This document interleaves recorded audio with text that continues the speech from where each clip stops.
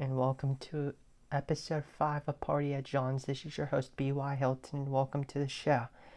Today I want to talk about some topics here today. I'm going to talk about Dez Bryant. I want to talk about the official transfer of Donovan Johnson, star high school basketball player in the WPIAL, as he goes from Central Catholic, from the Our Lady of Sacred Heart to Moon. He has now made that official, and that report is now official, as Mike White wrote about it in the Pittsburgh Post-Gazette earlier on tonight. And I'm going to talk about some NFL QBs and if you should consider on drafting them in your fantasy football league or not. Let's start off with Dez Bryant. Dez Bryant is currently an NFL wide receiver who's currently a free agent, and he's not very happy right now that he's still a free agent. So, you might know that yesterday that Antonio Brown, he tweeted that he wanted to play with former Dallas Cowboy wide receiver Dez Bryant, and he wants to play with him in Pittsburgh. He tweeted that out yesterday, and that has caused a lot of attention for the media and for fans. I mean, the tweet that Brown basically said yesterday has caused a lot of fans of the game of football to start thinking if it's a good idea if Dez should go to Pittsburgh and play with AB and Juju and all the other wide receivers the Steelers have. The reason why I thought about this topic was because I was listening to Undisputed today. And so I was listening to Shannon Sharpe on Undisputed today, and he did not like the idea of the Pittsburgh Steelers signing Dez Bryant. Shannon didn't like that, and the other co-host of Undisputed, Skip Bayless, didn't like that either. When I had first heard about Brown wanting to play with Bryant, I just didn't think that the Steelers would actually, and I don't think they will either, try and go after him. But I'm not sure whether I would like the Steelers signing Dez or not, because they simply just don't need him, ladies and gentlemen. They have other good and productive wide receivers on the team, like Brown, who plays like a flat-out boss every single season. The Steelers also have Juju. He's a very good wide receiver that's underrated. They got Eli Rogers too, who can catch deep balls down the field. And the rookie the Steelers now have, they drafted from Oklahoma State, and James Washington, I feel like he can be valuable to the Steelers too as a number 3 or 4 wide receiver. I mean, the Steelers also have a good tight end in Jesse James, who plays in the slot. And Steelers quarterback Ben Roethlisberger, he basically just has too many players to throw the football to. And adding Dez Bryant is really not necessary. How could I even forget that Ben could also throw the football to his star running back who wants to be paid like a QB in Le'Veon Bell? But honestly though, Dez Bryant should have just signed with the Baltimore Ravens when he had the chance back in April, because Joe Flacco really needs a lot of weapons around him on offense, and Dez Bryant could have been valuable to Baltimore more than he could have been in Pittsburgh. Dez really shouldn't be focused on his value. He should be focused on if he'll be on an NFL team or not next year.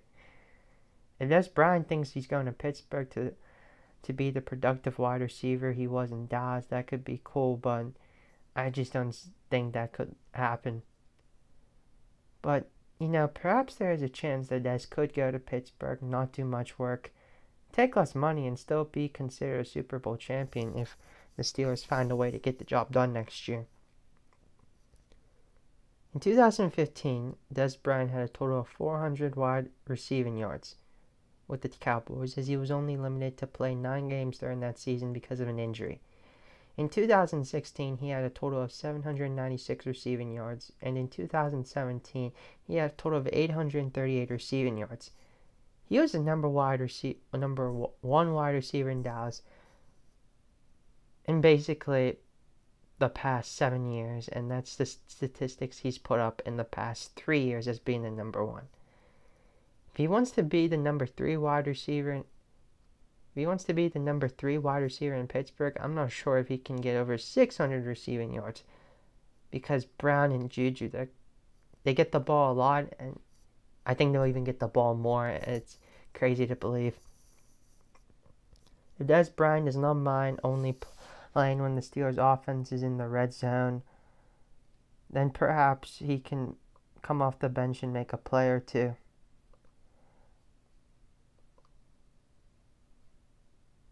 Dez Bryant also could have gone to Cleveland. Could have also gone to Cleveland. And I am still a little confused, however, if Cleveland really wanted to sign him or not. But you know what? Let's be honest. This is the point in Dez Bryant's career. This is the point in the NFL season where Dez should not really give two craps where he's playing football. He should just be focused on what team is he gonna play for, and just go from there. Even if he goes to Cleveland or Baltimore, that's still a team that is ready to get better and get ready to win. Let's be real, ladies and gentlemen. Dez Bryant right now is in a part of his NFL career where he cannot actually choose where he wants to play. It's whichever team offers you just gotta go for it now, because it's seriously, this is it. Like, Dez Bryant's 30. We're actually supposed to see another good 5 years of Dez Bryant. I just don't think Dez Bryant should really be retired or just go a full season without playing the game of football. He just better pray that his agent or anybody or any football team just says, Dez, you can play on the team, and Dez should just go straight to that team. I mean, he'll probably get $1 million anyway, and it's a million for regular people, but Dez Bryant probably is like, nah, give me like 10. It's like, you're probably going to get paid $6 million a year in Baltimore anyway. But whatever, I guess. Now, should I think if I made the choice, if I personally made the choice, if I would say, should Dez Bryant play for Pittsburgh? If I was the one making the choice, no. We have too many good weapons, and the last thing we need is more drama involving Dez Bryant. The fact that there's already drama enough with Le'Veon Bell and his contract, and actually Le'Veon Bell has just basically been the main attention, and then you got like all these other things happening with the Steelers. They should have their own reality TV show, to be honest with all of you. I don't think that'll happen, but it would just be very funny and entertaining. And if you would just add Dez Bryant to that fire, would that be funny? So I'm gonna stop talking about Dez Bryant now. It's just something to talk about. It was a good 8 minutes we just talked about just Dez Bryant and how it would be very interesting if he did play, but it would be best if he didn't. Now, if we had Dez Bryant in 2013 or 14, that's the year I would want him, because his value from 2012 to 2014 was high. He was considered one of the best. I even remember it was just last season. We were even talking about. I was tweeting on my Twitter, and it was a report from NFL and ESPN. They tweeted the best of the best. It was Darren's top 5 wide receivers going into the 2015 season. And he had Julio Jones at 1, and then Brown 2, OBJ 3. I don't think it was actually in that order, but that's how it showed in the picture. AJ Green was on that list too. And then he had 5 with Dez Bryant or DeAndre Hopkins. And I tweeted that T.Y. Hilton should be in the top 5 easily. Just because the dude's just explosive when it came to receiving yards. And a lot of people, some people agree with me, some didn't agree with me, but it didn't matter. I was getting likes. I got a good amount of likes. 30 likes, that's a lot for me. But in fact that the NFL and ESPN and this Darren reporter had Dez Bryant number 5, and I'm pretty sure a lot of people agree that last year that you could call Dez Bryant a number 5 wide receiver, and he goes from 5 going into last season, and now we are at this point where it's like Dez Bryant's not on a team, and he's definitely not considered top 5 going into this season. You might even consider him like maybe in the top 50.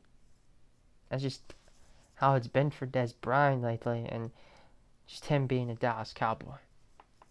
Alright, let's move on to Donovan Johnson. It's official now. Mike White reported it about an hour ago that Donovan Johnson officially transferred to Moon. And I talked about this earlier. I talked about on one of the previous podcasts of how Moon is just going to be dominant just because this 6'6.5" beast of a monster is just coming to Moon, and this is like the second guy that's fallen in the laps of Adam Kaufman in the past 2 years to help get a Whitfield championship, because Simmons fell out of Kaufman's lap, fell onto Kaufman's lap. Mispronouncing some words today.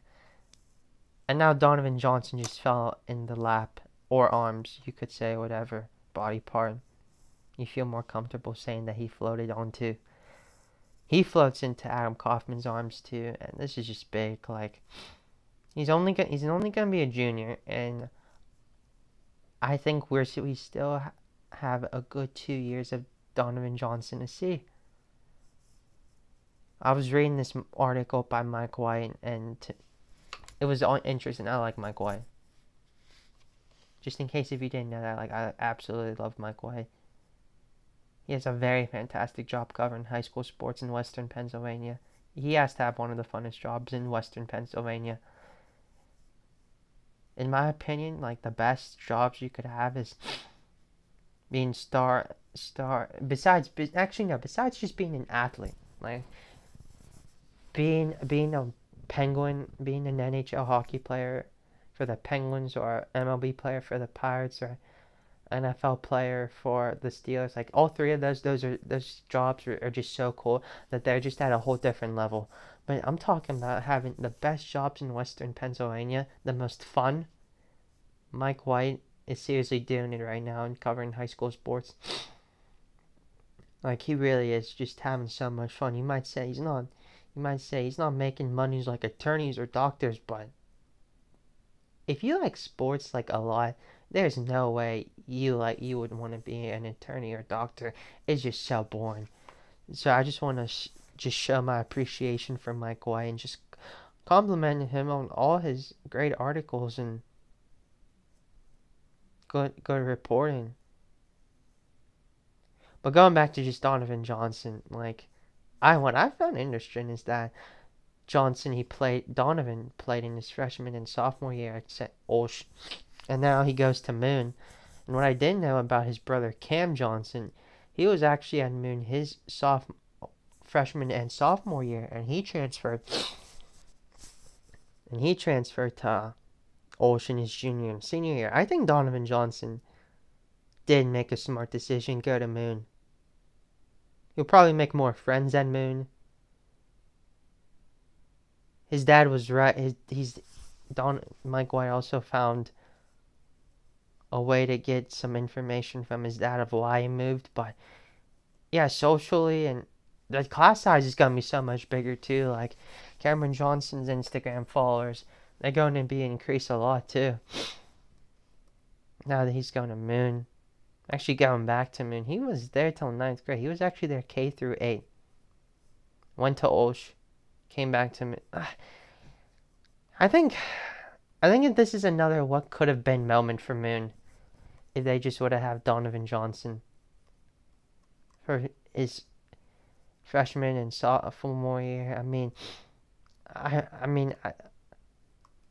I don't want to give too much opinions, but I don't think he should have gone to Olsh in the first place. Because, like, really, it's like, Olsh, like, you want to go to a Catholic school, but I'm not really going to try and judge much on that, and not try to be hate as much on his decision there. But it said in the article written by Mike White that his transfer to Moon, this is according also to his father, Donovan's father, Gil Johnson. He says the decision had nothing to do, or the transfer had nothing to do with basketball. The reasons are financially, socially, bigger class at Moon, and other reasons. He wants to be with kids that live in his community too. Like, I read that and I'm like, yeah, he's right. Like, Gil Johnson's actually right. Like, basketball could have been a part of it, but it definitely didn't have to be the main thing. Because you look and you think, oh, it's not like Donovan Johnson transferred from... Like, Olsh is still probably going to be good at basketball. They'll still probably have a shot at a Whitfield. I actually just say get to the final. Because they have Tyler Bradley and Dante Spatafora is going to become a sophomore too. And that man's going to ball out too. I wonder where Spatafora lives. If he lives in Moon, man, could that team be having a dynasty right now.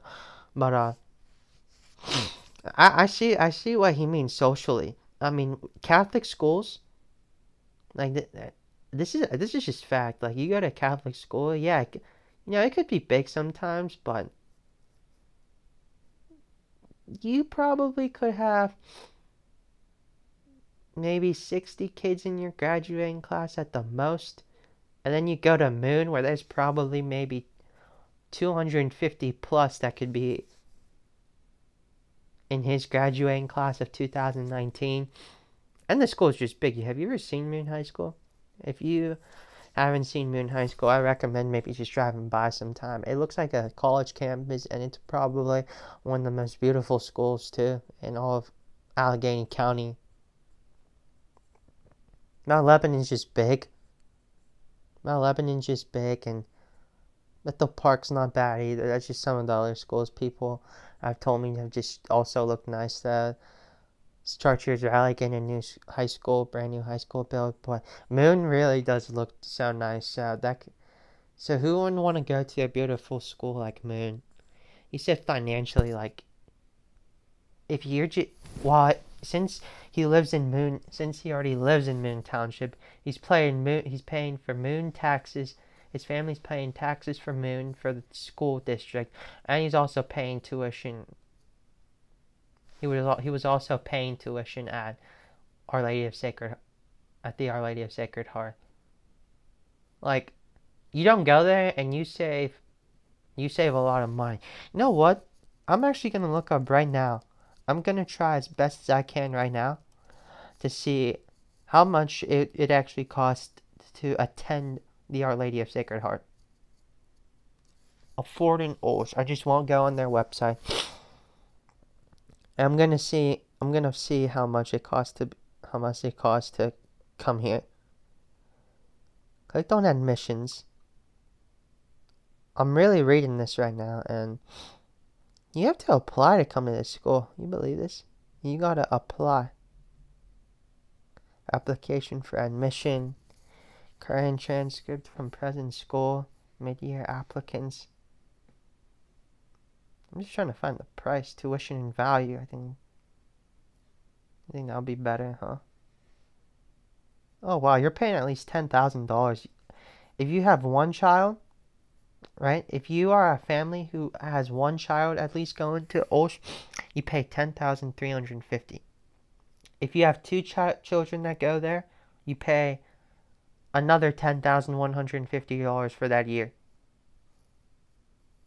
Then you call, and then if you have 3 children who want to attend that school, you gotta contact the Our Lady of Sacred Heart business office. It doesn't even give you a price. But apparently, the Our Lady of Sacred Heart's tuition assistance at a glance section, it says $907,000 are awarded in financial aid and scholarships to Our Lady of Sacred Heart students in 2017 to 2018. 42% of families qualified for tuition assistance.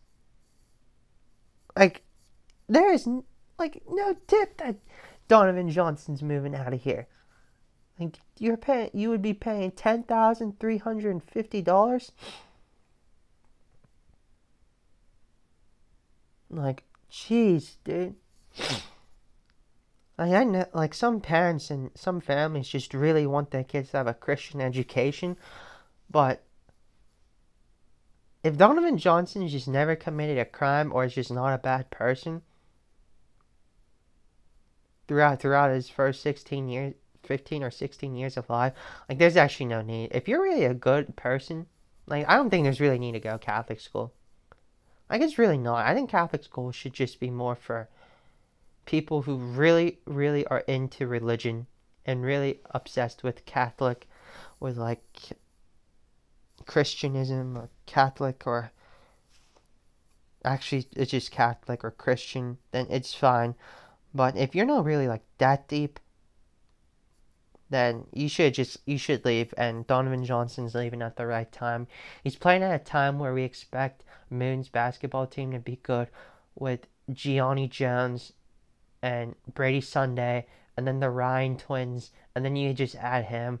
And I'm just really, Moon's got to be blessed, and I think Adam Kaufman's blessed that he's got a shot now for 2 WPIAL championships in 3 years.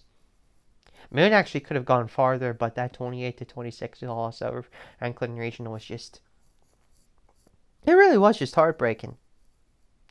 So that's, I understand 100% why financially Donovan's father, Jill, said, Donovan's father just said, yeah, he's out of Moon. And that's why, one of the reasons he transferred.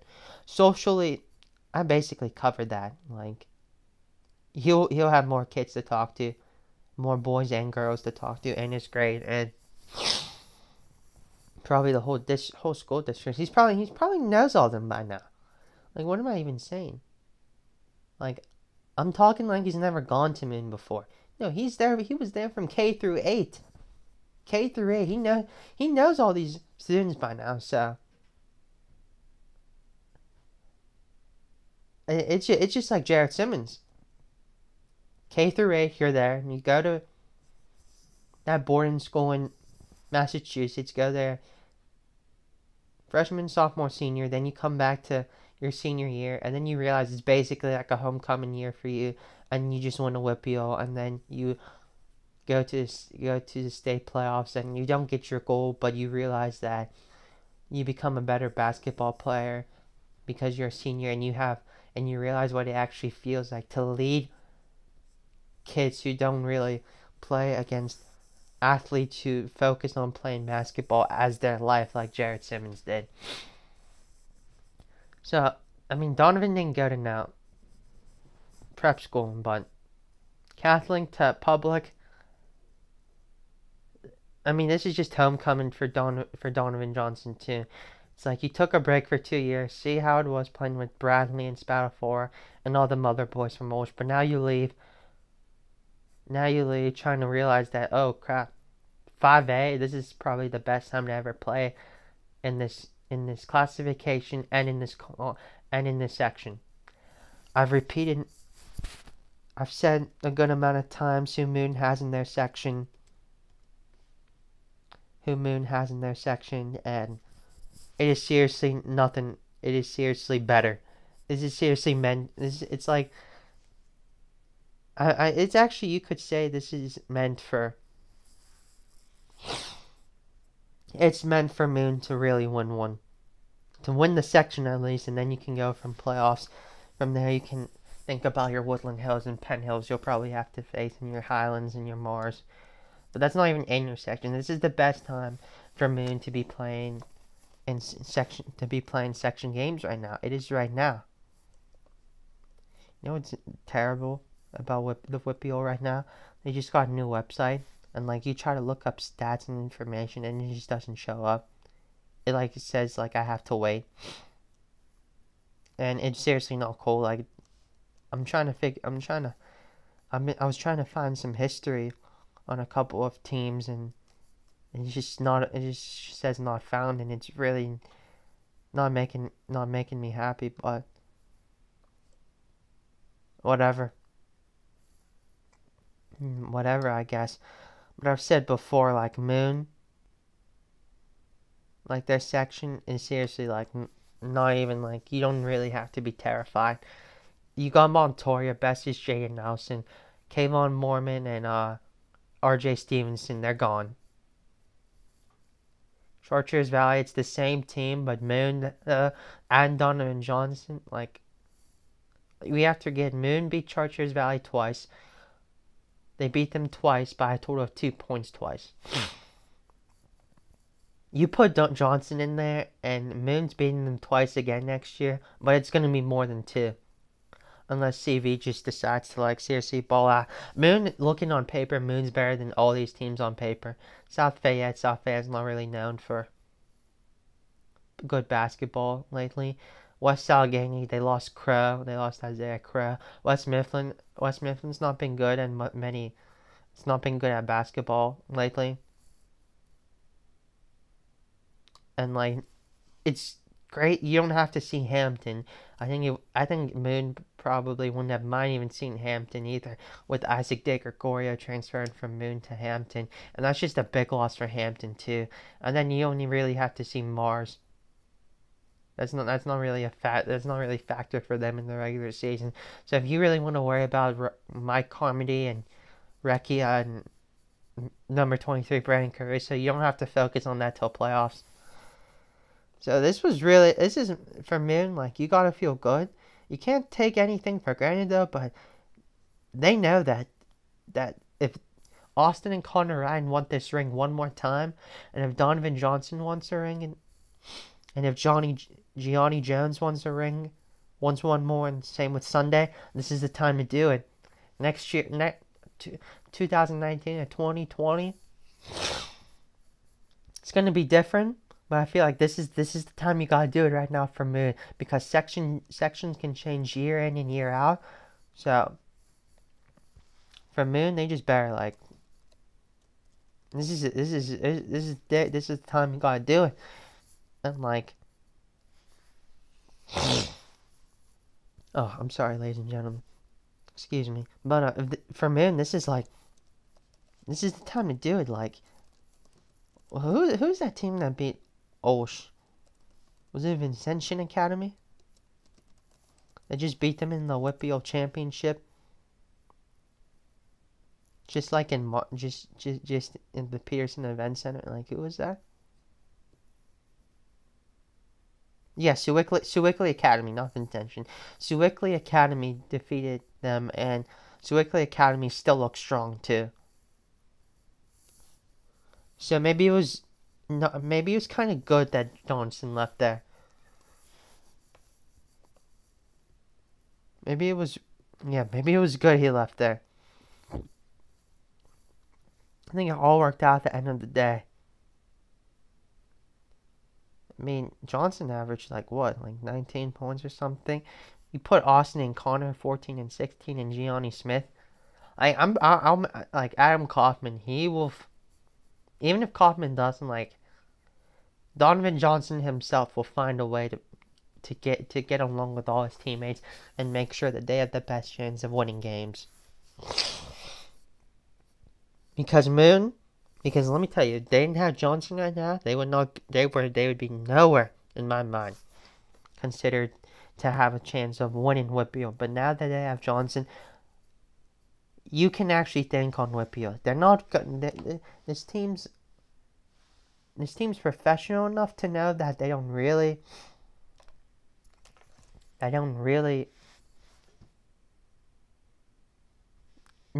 professional enough that they shouldn't just look down on other teams. They won't look down on them. They'll play their hearts out each and every game. It's just that let's just get back to the Whippeal. You might play Mars, you might play Highlands, you might just play some other shocking team that comes up next year, but this is it for Moon.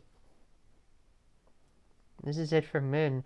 Well, we can talk about what Donovan Johnson and his Moon area Tigers can do in his senior year, which is 2019-2020 season now. But right now, like, you go all in. You go all in if you're Moon, and they're going all in. There's not even a question that Kaufman, now he sees their transfer, he's telling all his teammates, like, we got work to do. Let's get on the courts now. Austin and Connor Ryan, I mean, one of them, or maybe both of them, play baseball. I don't know if they play a spring sport, but if they don't, like, it's basketball time, baby. It's about to become basketball time. Excuse me. We're gonna talk about QBs. I'm just gonna go the list. I'm just gonna list like all 32 QBs that probably could start next year, and I'll just give you a quick yes or no and give you an explanation if I would draft him if you're in your fantasy football leagues, yes or no. So we'll just start with the Buffalo Bills. Now, like, the Buffalo, they won't make playoffs next year. I'll tell you that right now. Because I think Tyrod Taylor, he just was able to find a way to win games. And I think he was experienced enough to do that. But I don't think this is the same thing in Buffalo. You can have McCarron start, Allen start, or Peterman. When you look at QBs, you also got to look at wide receivers. Because if a QB has trustable wide receivers, like, their fantasy points can go up. But I wouldn't draft the quarterback from Buffalo. McCarron, Allen, Peterman, no. I don't think it would be worth drafting. I mean, I see the wide receivers they have in tight ends. One of them having Zay Jones, Andre Holmes, Kelvin Benjamin. But I don't think McCarron, Peterman, or Allen can give you, like, good fantasy numbers to help you win your league. So I just don't try drafting a QB from Buffalo anytime soon. It's the basically same thing with Miami. Maybe Ryan Tannehill can have a good game. Could have some good games too. And I'm also basing this off their schedule. And the fact that Buffalo and Miami just both got to play New England twice, I just don't like that at all. I don't see Ryan Tannehill or Josh Allen or McCarron, whoever the heck starts for Buffalo, get those good points. I understand Miami beat New England last year in Miami, though, but that's just different because they had a guy named Kenyon Drake who was playing good. We'll talk about running backs like at a different time, because if you're in Miami, if you're not in Miami, if you're in a fantasy football, like, yes, you draft Kenyon Drake. Like, I would draft Kenyon Drake. Frank Gore's on that team too, but you definitely should draft Kenyon Drake though. But we'll talk more about running backs. I'm just telling you that for each NFL team, there's just some people you just want on your team and some you don't. And I'm just talking about QBs right now. David Fales, Brock Osweiler, Bryce Petty, Ryan Tannehill. If I'm Miami, I would start Osweiler. See how that goes. Tell Ryan Tannehill that just because you were injured doesn't mean like we're gonna put your butt right out there like you're a veteran or something. Ryan Tannehill has not really proved much to, like, me, myself, or anybody, in my opinion. So if I were you, I guess if you want to draft Tannehill for a game where, like, he plays like a very bad defense, like, fine, you can take your chances there, but you can draft Tannehill for a game, but not your starter. New England, you draft Tom Brady though. Is there a priority now? Whatever, like, how many ever people are in your draft, he would probably, I feel like he could be the third quarterback chosen in your draft. Just depending on the amount of people, because, okay, I'll just say this now, because I think Rodgers could go first, or Big Ben can go. You could see Deshaun Watson. I can see Watson going in too, in your leagues, or Breeze. Those could be top 4, top 3 or 4. So Brady, I mean, I could see, like, Draft Tom Brady if you get the opportunity. Yeah, sure, why not? Just because like Julian Edelman's suspended and all that, like who really cares? Like he's got Slater still, and he can throw the ball to Malcolm Mitchell, Cordero Patterson, like any of these guys. Some people thought that Malcolm Mitchell was going to get traded, but I don't think that's going to happen. They got Kenny Britt too. Britt can throw the ball to Hogan. Like, even when Edelman comes back, like Brady will get the good numbers. But if the first four, if he doesn't get the good numbers, don't be that surprised. He'll just hand it off to one of his running backs, in Jeremy Hill or James White or Brian Bolden too. But whatever. But yeah, draft Brady. Yeah, of course. I mean, he's Tom Brady. Like, how could I not say don't draft Tom Brady? If you're the Jets, I mean, I keep saying like if I was on. No, if you're a fantasy football, if you're playing fantasy football and you're drafting and you see the New York Jets roster and their list of QBs, if Sam Darnold starts, which he should, I would draft him because I feel like that younger connection, the relationship he could have with Robbie Anderson could be key, and the relationship he could have with Terrell Pryor could be not bad. I think is Robbie Anderson suspended? I think he is. I'm gonna look that up for all of you, ladies and gentlemen, real quick.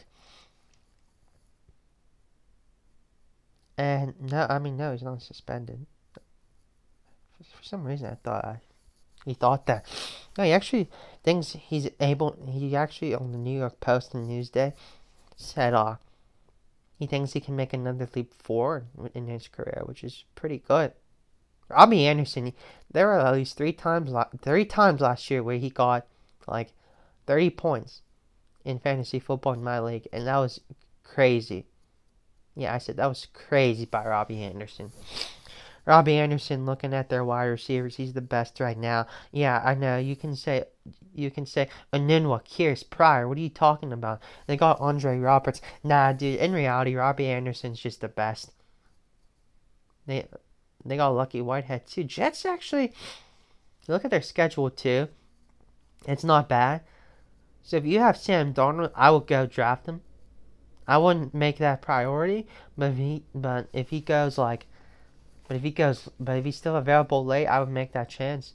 Because when he plays like Chicago's defense or Miami's defense, it's like, all right, go ahead, dude. Robbie Anderson, look at this. He was 59 yards away from 1,000 yards. I forgot about that. Man, was this dude explosive last year. And I think Robbie Anderson, if he is true about wanting to take the next step forward, like, he can go and be valued big time. 7 touchdowns last season. I remember when he had I remember the stat clearly now that I see. 6 receptions, 146 yards, and 2 touchdowns against Carolina. And then the next week, 8 receptions for 107 against KC. Those were 2 weeks where I knew Robbie Anderson could be playing like a monster. Look at this. This is the last game against the Jets. 1 reception for 2 yards. He could have actually had 1,000. You believe that? There were 3 times last year that Robbie Anderson, 3 times he had over 100. But he was still good enough and was still healthy enough to be only 59 away from 1,000. That's crazy. You look at Anderson's stats and you're like, he put up 941 doing that. Imagine next year when he gets more reps and like the Jets realized also that he's actually could be our number 1. Like this dude could actually have over 1,000 yards. So yeah, draft Darnold if you get the shot. We'll go to the AFC North now. Baltimore, I would not draft their QBs. Jackson, Griffin III, Lamar Jackson, Robert Griffin III, Joe Flacco. I know they got Crabtree, Brown, Snead. I don't. It's not like I don't trust the wide receivers. I feel like Flacco is really pressured right now to be great, and I don't know how this well can turn out. I think for Baltimore, in the long term, like this will be Lamar Jackson's job as his starting quarterback for Baltimore, because I don't. If we might, there might be a chance Joe Flacco's not actually a Raven for life. He's 33. He actually started his career in 2008. He's had his 11th season. 11th? Yeah, 11th. He's won a Super Bowl. The dude's had a pretty nice career though. Like he's not been like absolute crap where you can just say like oh like Joe Flacco like oh he was absolute butt. No, he wasn't butt. It's just he's been done good, but he's probably not going to get to the level of great. And then if you want to say it's Joe Flacco a Hall of Fame QB, it's like well he's won a Super Bowl, so you can actually check that box off. If you want to look at the other things, I mean you can too. I mean, the dude just doesn't really get injured either. I mean, I look at his stats, and yeah, well, 2013 was bad. He threw more interceptions than touchdowns that year. Thrown over 4,000 once, and that was 2016. Yeah, started every single game and played except for 2015 when he missed those 6 games. We can talk about Flacco being a Hall of Fame, but would I put him? No. Because his touchdown to interception ratio is not bad, but I just wouldn't do it. I just wouldn't do it. I would wait till 2 weeks, and then if he does good, then maybe like yeah, you go for it. But before the season starts, like no, you don't do it. Cincinnati, Andy Dalton, yes, because he's got 2 explosive wide receivers in Green and Boyd, and if you have the opportunity, you should draft Dalton because if Joe Mixon can come out of the backfield and catch more balls, that would be like awesome. If you have Andy Dalton, yeah, you could draft him, but then I'm like, oh wait, he's also playing Steelers defense, Ravens defense, and Ravens defense is not bad either. I think Cleveland's defense, but God knows they've probably gotten better because they couldn't actually do any worse. So if you have the chance to draft Dalton, like, go ahead and do it. Like, it won't really like hurt your team that bad. You might do good, but no. Cleveland, Tyrod Taylor or Baker Mayfield. The moment you see Baker Mayfield start, that dude's getting picked up there.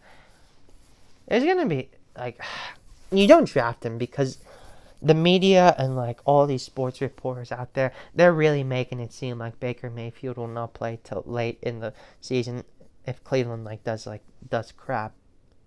So Tyrod Taylor would start, and he's got Landry, but that's about it though. Gordon is suspended or did not report or training camp or whatever it is. That means your second best would be like Antonio Callaway from like Florida. Corey Coleman, I feel like, really's underperformed last year, and I don't know if we can see a leap out of him though. So I want to draft Tyrod Taylor because you can't just have Jarvis Landry to throw it to and be like, that's it. You can get like good 20 from Tyrod. It's just not happening. But if you like 16 to 20 points, that's fine. I'm thinking about 20 plus. Tyrod, I'm thinking get you 20 plus. I mean, he can rush the football and get some rushing touchdowns, so that could help you though. But passing, he just doesn't have a strong game. Pittsburgh, yes, you draft Ben Roethlisberger. If you have the chance to do it, you draft that man. He can throw to Bell, Brown. I talked about this earlier. Juju, Eli Rogers, Justin Thomas, and Jesse James, James Washington. That's what did I just name you? Like 6 NFL players right there, 6 or 7 that Ben can throw to. Yeah, if you have the chance to draft him, do it. I'm not saying draft the whole Steelers team. I'm just saying if you have the chance to draft Roethlisberger and you have all your other wide receivers covered, then you should be okay. So if you can draft Roethlisberger early this year. I feel like this is a year where he could lead the league in passing. He really can. Houston, Deshaun Watson. Yeah, because I think Deshaun Watson is becoming a QB. Or yes, he has Hopkins and Will Fuller, and that's nice and all that. But even if he didn't have those wide receivers, didn't have Hopkins or Fuller, I feel like this man could still find a way to put points up for Houston if it came from taught handing the ball back to one of his running backs or throwing the football. I feel like Deshaun Watson can find a way to get the job done, which is shows how scary this QB Deshaun Watson can be in the future.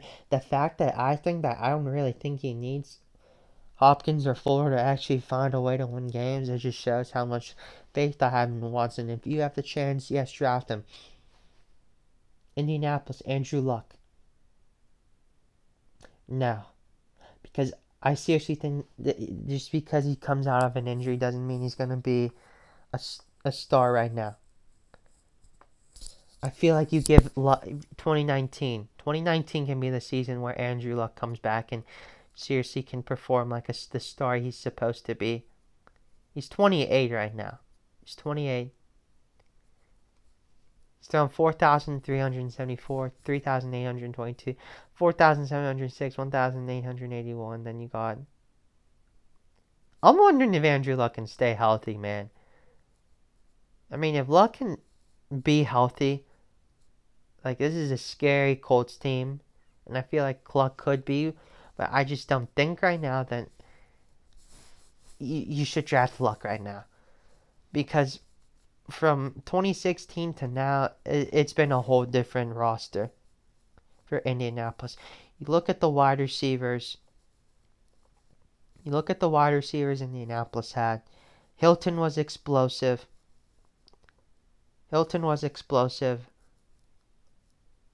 Philip Dorsett, Dante Moncrief, and Devin Street, and Dwayne. No, they had Dwayne out. That's who I was thinking of. Like Luck, everyone they played good that year, and now for Indianapolis this year, it's just like Moncrief, like where you at? Like it's just Hilton right now. And the fact that Colts don't have enough wide receivers, and I guess Eric Ebron and Jack Doyle can play ball. But like Luck, it's just I just wouldn't go after him quite yet. I want to see how he does playing with all these new wide receivers, and if he does good, then you can though. But right now, no. Blake Bortles. Blake Bortles will not give you crap points. I think this year he becomes a better fantasy football QB. I think he becomes a better QB. Yes, draft Blake Bortles. You know what's funny though? I think Blake Bortles can even be a better QB than he was last year. And I think the scary thing is he will be a better QB. But what I think would actually happen to everything else is I don't think the team would actually do better. They might just go 10-6, 9-7, or 8-8. They're not going below 500. But I seriously think that Blake Bortles does so well that I don't see Jacksonville becoming a better team, but I see Blake Bortles doing better. I don't see Leonard Fournette taking the next step. I think he either stays the same or decreases a little. That's the sad part. So yes, draft Blake Bortles, but why am I thinking about this? I don't know. I think it's because I think his connections with Keelan Cole and Dede Westbrook can be better. Can be better, and I think is gonna be better too. He has Dante Moncrief too from Indianapolis, and I just feel like Blake Bortles. I think he'll just do better, so he can show the whole world that he is the good QB that you saw last year, and only play better. If you tell me Blake Bortles can actually find a way to be like a Cam Newton in 2015, I can agree with you on that. But the team, it's just this gut feeling I have. But yes, if you have the opportunity to draft Blake Bortles, that would be good to do. Tennessee and Marcus Mariota.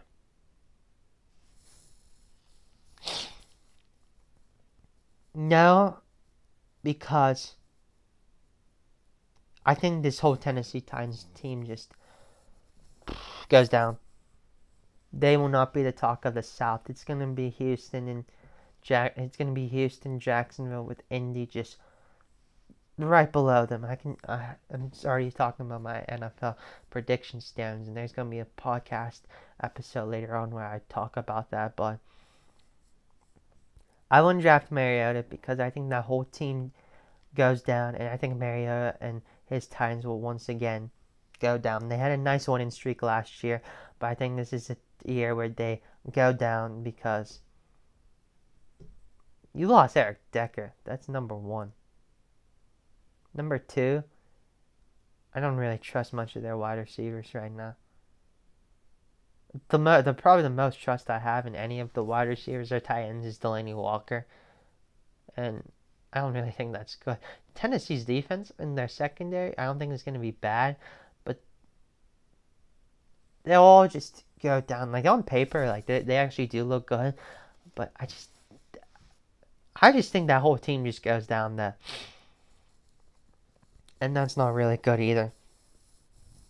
Denver, I'm actually going to go quicker now. Case Keenum, draft him. Why? Because Keenum has played with two good wide receivers last year, Diggs and Thielen. He goes into Denver. I don't give two craps about how their defense is. We're talking about fantasy football here, ladies and gentlemen. He has Devontae Booker he can throw to from the backfield. Same with Andy Janovich. And you got Sanders Thomas. And then Corey Brown from Carolina, and Buffalo's not bad. So, yeah, draft Keenum. He's playing some of the best football of his life right now, and he has two good wide receivers. It's like Thielen, Diggs, and he goes from Thielen and Diggs to Sanders and Thomas. The thing with Denver, they didn't have a good QB. You got Keenum, and things change. Denver's going to be back in the AFC South. AFC West, my apologies. It's going to be KC, Chargers. Denver's still there, but they do better, and Oakland's just still crap. I'll stop doing my predictions. I'll give you the actual record soon. Patrick Mahomes, yes, you draft him if you get the shot. I think this dude actually will become a star. Like I even wrote an article before his rookie season. I think Patrick Starr's a star, but Patrick Mahomes is a bigger star. I think this is the QB that KC wants. They want a QB that starts in KC and ends in KC. Here's the thing with Alex Smith though. Start in San Francisco, in KC. And I don't think KC wanted him as much as they want Holmes, because Holmes is a star now, and he beat Denver last week. That's all I'm saying. I think Mahomes goes from good to, like, you might call this man Offensive Player of the Year. Patrick Mahomes is special. I don't think he should have gotten this job over Alex Smith, but I feel like Mahomes has talent. I could have liked him anywhere else but KC. I mean, he's going to do well in KC, though. I feel bad because I like Alex Smith. And Smith, I felt like, was statistically amazing in Kansas City, but just couldn't win playoff games. But I think Mahomes can help KC win playoff games. And fantasy football, I think he's a good pick for you. Phillip Rivers, no. Because as much as he can throw 30-plus touchdowns, I also think his interceptions is still going to be high. Yes, Keenan Allen, Travis Benjamin, Mike Williams, and like Virgil Green as his tight end. Hunter Henry. I mean, I look at Phillip and I just don't like in his whole career that, like, it seems like every other year this man's just throwing picks though. Like come on. Like, that's just not cool, dude. So, I wouldn't draft Rivers. I'm sorry, I don't. I don't trust that man. When it comes to fantasy, there were times where I wanted to pick him up last year because he had some good games, but then I just looked at him and realized, oh wait, he's not actually he's just okay. And I also forgot that the reason why they won won so many games late in the season, is because Melvin Gordon showed up, and Melvin Gordon should be a running back. You should draft in your league, but I'll just talk about running backs. I should really stop doing that. Derek Carr, you draft him because he's got Nelson, Roberts, Harris, and Cooper, and Martavis Bryant. I don't. Oakland's not going to be better record-wise, but I think Derek Carr will be, so draft him. Dallas, don't draft Dak Prescott.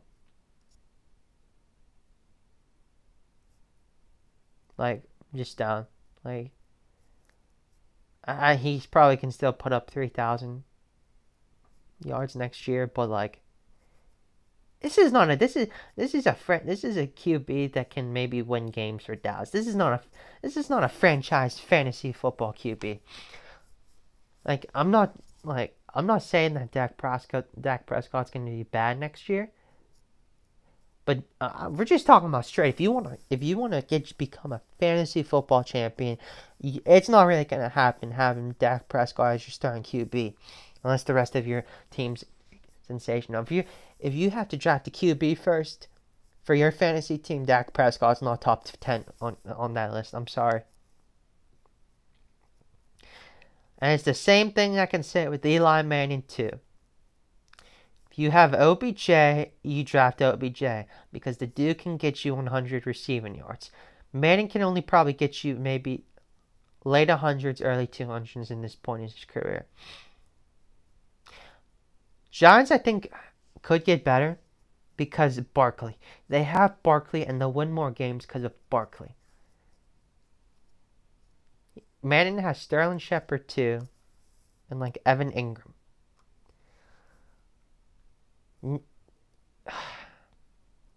I don't draft Manning because I could see him only throwing it to two guys, Shepard and Beckham. And if he doesn't throw it to Beckham or Shepard, he can have completions to his other wide receivers, but it's not going to be great for fantasy. Please do not draft Eli Manning. Yeah, he got Jack Carson Wentz. This dude's just coming off. This dude's coming off almost an MVP type season.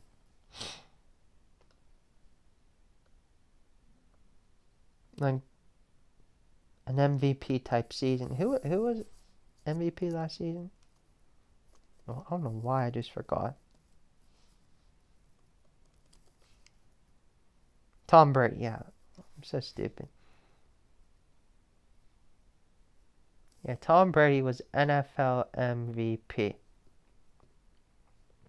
But if Carson Wentz stayed healthy, it was probably gonna be Carson Wentz though. I think we could really all agree on that. You know what's funny? How about this? The past 1, 2, 3, 4, 5 seasons has been a QB, and then 5, 6, 7, 8, 9, 10 in the past 11 have been QBs. Why are all QBs winning MVP? Adrian Peterson won in 2012. LaDainian Tomlinson won in 2006. Sean Alexander won in 2005. You gotta be kidding me.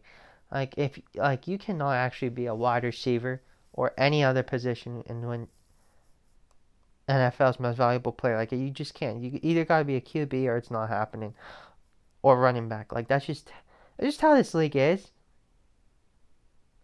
And I guess if you're a wide receiver or any other position, besides QB or running back, I guess you do face the fact that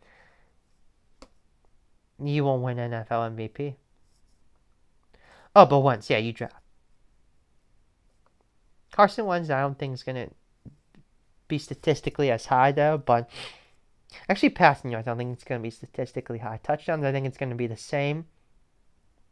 because he's still got Aguilar and Jeffrey, and I think as long as Wentz has Aguilar and Jeffrey, it'll be fine. The fact he has Kamar Aiken and Mike Wallace and Marcus Wheaton, all that's just bonus. Washington, Alex Smith. I just told you I'm a big Alex Smith fan, but I don't think I draft him. You draft him because not this year. I think this is a year where Smith he's not going to do bad, but he's not going to do bad at like under center, like throw picks. But I don't think we'll see the high touchdowns and high passing yards we see from Smith. But as they probably can win games though. Big Alex Smith fan, this is just not the year to draft him in fantasy football. Chicago's just an absolute mess. Mitch Trubisky, I just do not like in the slides. I do not like any QB that has played in Chicago probably in the past 5 seasons. Jay Cutler especially included in that. And this is not a team that you look at their QBs and you think to yourselves, I want them on my fantasy team. Absolutely not. I'm not even going to talk about their wide receivers. I don't care if they have DeMarcus Ayers or Taylor Gabriel or Allen Robinson, who all came from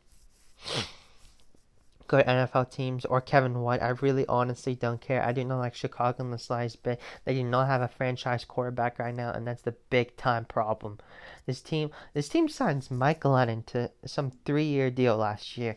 No, you know what you should have done? You should have tanked and you should have gone after a QB. You should have gone your Mayfield, Rosen, Allen, or whatever. Stafford? Matthew Stafford? You draft him out, he's fine. This dude has a strong arm. This man has a cannon of an arm. I think this dude is good when it comes to fantasy. But I don't think when it comes to winning games, he's good. I think if he's putting up stats for you, he's good. And I think he'll continue putting up good stats, but actually, we're just talking about fantasy football. Yes, draft Matthew Stafford. The dude is amazing when it comes to fantasy football. Aaron Rodgers, you got to draft him because I feel like this is the year where if he doesn't become good, everyone's going to start questioning Aaron Rodgers' legacy. So yes, I draft him because he has Adams, Cobb, and that's all he really needed to. He has Jimmy Graham too. That might be helpful.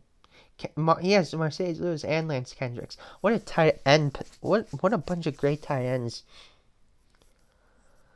that Green Bay has. I forgot Trevor Siemian was in Minnesota. You know why I forgot? Because I forgot he was traded. Yeah, so starter's probably going to be Kirk Cousins, and he's got Thielen and Diggs. I mean, you got to draft him.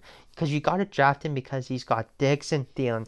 And you have to think that Mike Zimmer is going to find a way to get Kirk Cousins to throw the ball accurately and as many times as possible to Diggs and Thielen. Let me tell you, ladies and gentlemen, I did not like at all that Minnesota got rid of Case Keenum. The reason why, you see, I think Green Bay wins the division. I have to say, because I just really have to get this. Because I just really, really have to say it. If Keenum was still in Minnesota, I think Minnesota can win the division next year. But he's not. It's Cousins. I don't think they'll do bad. I mean, they won't go 13-3. But the fact that Keenum's not there, they're not going 13-3. They're not going to win this division. Yes, I would have thought, yes, if Keenum was still on this team with a healthy Aaron Rodgers in Green Bay, I would have felt that team could have still won a division and go far. But no. They have a chance making the playoffs, but winning in the division, I don't see it. Matt Ryan, I mean, yeah, because even though they lost Taylor Gabriel, it's Johnson knew they still got. But this Calvin Ridley dude, like, I feel like this man can become a stud, and Matt Ryan will concede before even I do that he will become a stud. So draft him. Cam Newton, no. I'm sorry, you don't draft Cam Newton from Carolina. Because even though he's got better wide receivers, this dude's just inconsistent. 2017 good. 16 not good. 15 he was good. 14 he somehow got into the playoffs, but still statistically wasn't crap. 13 actually was pretty good. Like, it's just a bunch of ups and downs if you're Cam Newton. So if you're following my every other year he does good and every other year he does bad. This is the year Cam Newton doesn't good. And the fact that I'm using this procedure, this is why Cam Newton is projected not to be having a good season, because it's an even number year. But I think the sad thing is, though, that 2019 he'll be back and be good. Drew Brees, you draft him because Drew Brees is a veteran, and if you don't draft him when you get the chance, then you just are disrespectful. Brandon Coleman, Michael Thomas, Ted Ginn Jr. Those are wide receivers that are not considered elite, but are good enough to win games and are good enough to make Drew Brees be like, if you guys that can just catch the football, we'll win games. Draft Drew Brees when you get the opportunity. Tampa Bay will not even have a starting quarterback the first 3 games. We're not even going to focus on that. Fitzpatrick, Ryan Griffin are also QBs on that team with Austin Allen. I don't care what Deshaun Jackson and Mike Evans can do. Tampa Bay just doesn't have a QB right now, so we're moving on. Arizona. Bradford or Rosen will be starting. If it's Bradford, I draft. If it's Rosen, I draft too, because I think Sam Bradford enters a division where the defenses aren't really like dominant. I think Josh Rosen. Here's the thing. As long as Larry Fitzgerald's on that team, a QB will do well in Arizona, fantasy football wise. Jermaine Gresham's on that team too, and that's good. Jared Goff. Yeah, I draft him because I know he won't be a turnover machine. I don't expect Jared Goff to be like giving you like 30, but I think he could give you a good 17 or 18, which is good enough to win your matchup each week. And like Jared Goff, he's got Todd Gurley. He's gonna hand the ball to him more too, but like Jared Goff just doesn't turn the football over. He's not gonna get. I don't think this season he's gonna be fantasy football like god, but like it's good enough that you can draft him, and he's not really gonna put a detriment to your team. Jimmy G, I don't draft him because I think Jimmy G is just good at finding ways to going down the field and winning games late. I don't think in Jimmy G's career he'll be a good fantasy football QB. He'll just be a good QB to win games, but I will not draft him. I know. There's QBs like you that are good, like winning games, but just fantasy football you just don't want to be part of. But then there's QBs like just good at fantasy football, but when it comes to like winning games, you just don't want any part of them. Like, it's very funny, and that's why you have to love the game of NFL football. Russell Wilson. Let me tell you something about Russell Wilson. Had no running backs last year, but statistically was amazing. 3,983 yards. Right? Led the league in touchdowns with 34.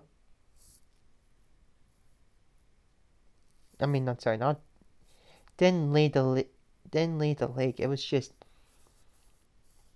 a career high, tie career high with 34. Yeah, you draft Russell Wilson because his wide receivers, I think, are even better. I don't think we'll see the Legion of Boom defense come out there, but I think Seattle can go a good 8-8, 9-7 again. They still don't have a running back, but you just focus on the team. You got Baldwin, Brandon Marshall. I like Marshall. I've been a big fan of Marshall. And I think Russell Wilson is just an accurate passing QB. So yes, draft him because of how accurate he is. Ladies and gentlemen, that's all the time we have for Party at John's podcast. I would like to thank all of you for listening. As my message to all of you listening at home or wherever you are at, that whatever makes you happy, do it.